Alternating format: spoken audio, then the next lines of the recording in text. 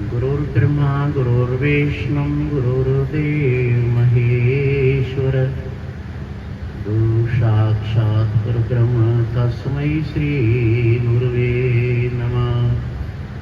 बोलो साधो सत साहिब। मेरे प्यारे सदगुरु के चरण अनुरागी हम सब, अभी आप बहुत अच्छी वाणी श्रवण कर रहे थे कि वो कौन सी मंजिल है जहाँ पर जाने के बाद वापस नहीं आता। कौन सी मंजिल है वो जो चला जाता है सो आता नहीं। तो ये जो मृतलोक है, ये दुनिया है मुसाफिर खाना, इसमें लग रहा आना जाना। और जिसने हो बैठन की जाना तो टिकट उसी को मिलती। कोई बैठो आके भाई रेल धर्म की चलती।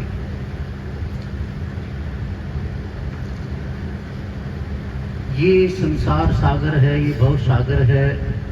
इससे पार होने के लिए जो है महापुरुषों ने एक ही तरीका बताया है कि सत्संग। और सत्संग भी वही होता है जिसका सार समझ में आ जाए। सत्संग या सार ना जाने ना छुट्टी बेईमानी, तो सत्संग करने का कोई फायदा नहीं, कोई सार नहीं सत्संग करने का। जब तक हमारे आचार विचार और व्यवहार हमारे नहीं बदलते, जब तक हमारा कुछ सिस्टम बदलता नहीं है, तो सत्संग की तरफ हमारा मन नहीं लगेगा, परमात्मा के भजन में हमारा मन नहीं लगेगा। क्योंकि हमारे अंदर जो है बहुत ज़्यादा ऐसी चीज़ें भरी पड़ी हैं। मान है, बड़ाई, गर्व, ईर्खा, राग, द्वेष, निंदा, चुगली और पता नहीं क्या क्या, काम, क्रोध, लोभ, मोह, अहंकार और पता नहीं क्या क्या भंगार हमारे अंदर भरी है। तो सत्संग सिखाता है, वैसे दो अक्षरों से मिलके सत्संग की जो व्याख्या है, सत्य जमा में संग।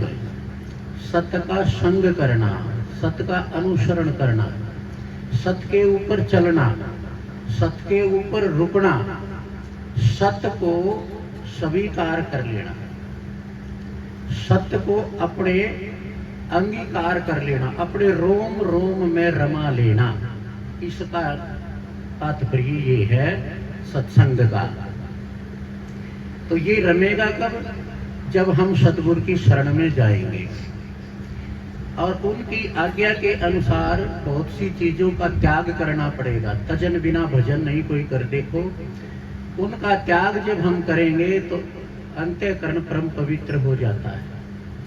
और अंतःकरण जिस दिन परम पवित्र हो जाएगा तो सतपुरुष की आरसी इन संतन की दे। लखा जो चावे अलख को तो इन्हीं में लख ले। परमात्मा की अगर प्राप्ति करनी है, परमात्मा का नूर प्राप्त करना है, झलक देखनी है, तो अपने अंतःकरण पर कपड़ा डस्टर मारते रहो, सफाई करो उसकी। पकड़कर इश्क का झाड़ू सफा कर दिल के हुजरे को। इश्क कहते प्रेम को, परमात्मा के प्रेम का झाड़ू पकड़ के। और इसमें जितनी भी बीमारियां हैं इस शरीर में, डी से चोटी तक जितनी भी बुराइयां हैं, जितने भी खोट खबाब हैं, जितने भी पाप हैं, उन सबको भगा दिया जाएगा। अंदर में जो पवित्र हो जाएगा, जैसे दर्पण होता है, दर्पण में गर्द धूल मिट्टी जमी हुई है, हमारा चेहरा साफ नजर नहीं आता। उस पर डस्टर मारोगे, एक बार, दो बार, चार बार डस्टर मारोगे तो दर्पण साफ हो जाएगा। और साफ दर्पण हो जाएगा तो तुम्हारा जो प्रतिबिंब है वो भी साफ नजर आना शुरू हो जाएगा। तो सतपुरुष की आरसी यानी उस परमात्मा का जो दर्पण है, शीशा है, वो तुम्हारा अंतःकरण है। अंतःपट पर जो है उनकी मूर्ति स्थापित होती है। तो आप इस पर डस्टर मारोगे, बार बार कपड़ा मारोगे, जो जन्मों जन्म की विषय विकार वासनाओं की जो धूल जमी है, वो धूल धीरे धीरे कम होती चली जाएगी। अब कहते हैं कि सत्संग अच्छा नहीं लगता। वो नर कर्मों का माड़ा जिसने सत्संग लागे ना प्यारा। क्यों नहीं लगता सत्संग अच्छा? हम सत्संग में क्यों नहीं जाते? क्योंकि हमारे जन्मों जन्म के जो पाप कर्म हैं वो हमारे सिर के ऊपर हैं। वो पाप कर्म हमने सत्संग में नहीं जाने देते, सत्संग से रोकते हैं। कुगध में कितने ही जाओ, लेकिन सतमार्ग में नहीं जाने देते वो पाप। मीराबाई भी कहती है कि ये कर्म मेरे सन्मुख अड़गे, धुर की कलम भिड़ी, पलक उगाड़ो दीनानाथ में तो हाजिर नाजिर कद की खड़ी।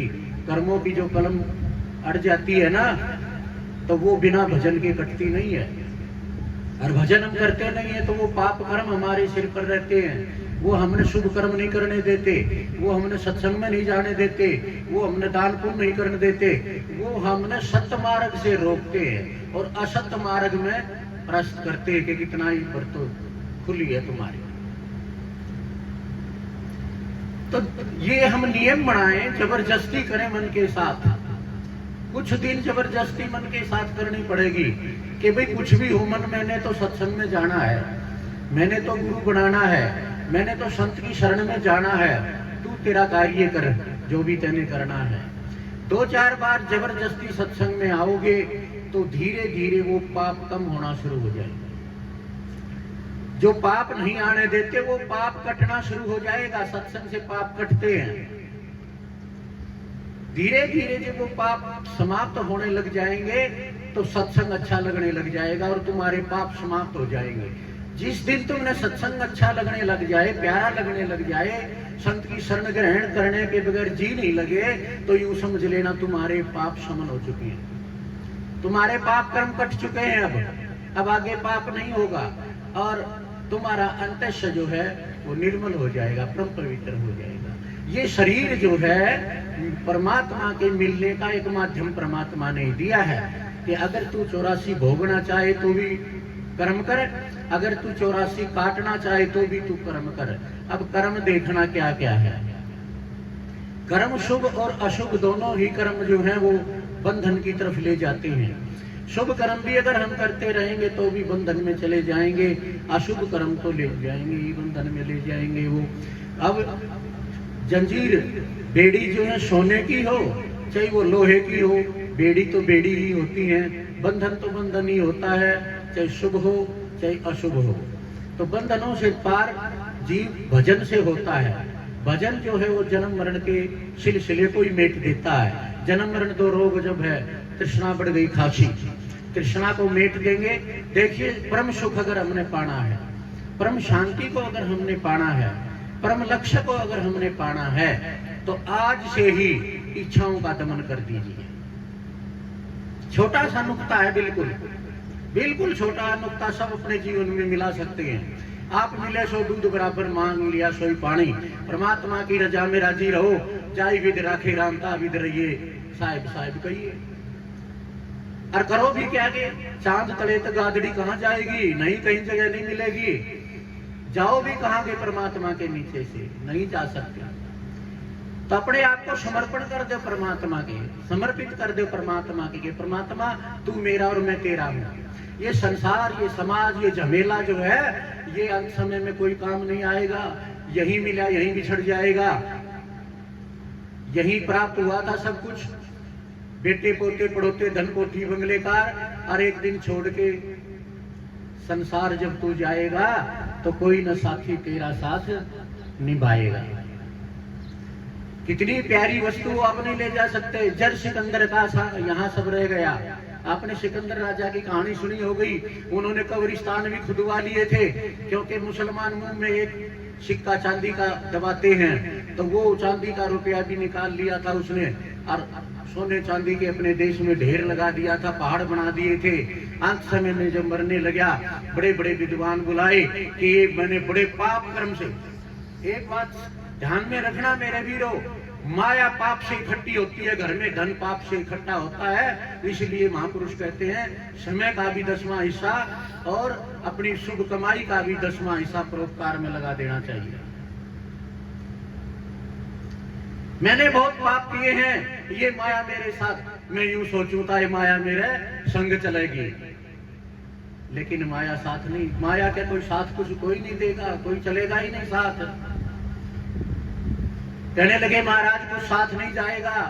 साथ जाने वाली 2 चीजें हैं, जो 2 चीजें आपने जीवन में नहीं की। कंजूस मुंजी, मक्खी चूस व्यक्ति ये 2 चीज कभी नहीं कर सकता। कौन सी? एक तो अपनी आत्मा से लिया हुआ नाम, और एक अपने हाथ से अपनी पवित्र कमाई का किया हुआ दान। दो चीजें साथ जाएंगी इस संसार से, तीसरी चीज कोई भी साथ नहीं जा सकती। सिकंदर की आंखें खुली की खुली रह गई। आखिरी में जो कितनी मेहनत से, दुखों से, कष्ट, पाप कमा कमा के पापों का भारिया तो सिर पर रख लिया हमने, और उस पैसे का आनंद लेगी औलाद। ये कौन से न्याय की बात है? कुपात्र धन क्यों संचय है? कुपात्र के लिए धन इकट्ठा करने की जरूरत नहीं है। कुपात्र थारी थारे बाप दादे की संख्या है कि लवाई मड़िया मेट कर देगा, उषा का वैसा रह जाएगा। और सुपात्र धन क्यों संचय है? सुपात्र के लिए धन संचय करने की भी जरूरत नहीं है। हमने कमा के खाया, उन्हें कमा के खाना सिखा दो बस।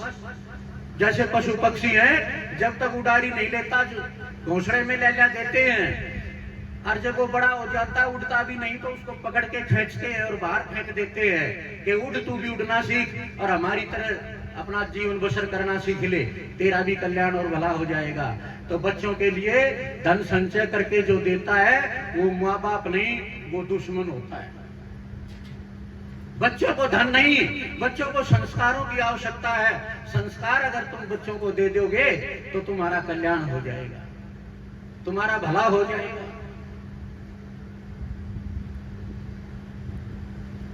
लेकिन आज संस्कारों की कमी है, इसीलिए अपने बच्चों को सत्संग में लगाया करो, सेवा में लगाया करो। गुरुद्वारे, मंदिर, आश्रम, डेरों में कभी भी समय मिलता है तो उनको भेजना चाहिए, अच्छे संस्कार उनको देने चाहिए, अच्छे विचार उनके बदले होना चाहिए। सत्संग सिखाता क्या है? सत्संग अभी बताया था, सत्संग सिखाता तो यही है ना, आचार विचार व्यवहार जो तू है वो ना रहे, बदल जाए तो सत्संगी है। अगर बदलाव नहीं आया हमारे अंदर तो सत्संग का कोई फायदा नहीं है। एक वाणी माता है ना, ये माई यहाँ गाया करती, हमने याद आ गया।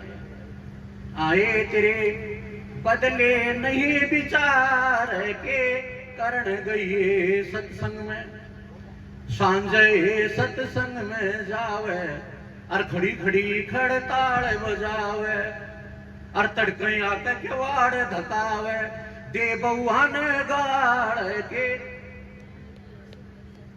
बता के करण गई सत्संग में।